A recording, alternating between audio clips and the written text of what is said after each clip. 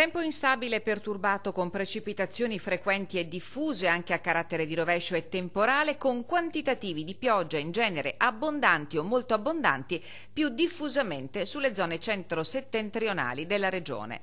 Gli esperti meteorologi dell'ARPAV così sintetizzano le previsioni per il weekend, che a Venezia porterà forti venti di scirocco e di conseguenza l'acqua alta. Il centro previsioni e segnalazioni maree della Protezione Civile ha emesso un avviso ufficiale che annuncia un valore di marea anomalo per il periodo. Due i picchi massimi previsti: il primo domenica di 100 cm per le 13:55, il secondo lunedì di 105 cm. Negli ultimi 40 anni, spiegano gli esperti, si sono presentati solo due eventi mareali superiori a 110 cm nel periodo di settembre.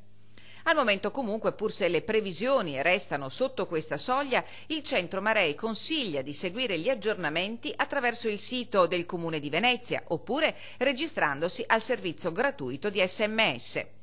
L'ARPAV avvisa che il tempo resterà instabile fino a martedì prossimo, con precipitazioni abbondanti e estese.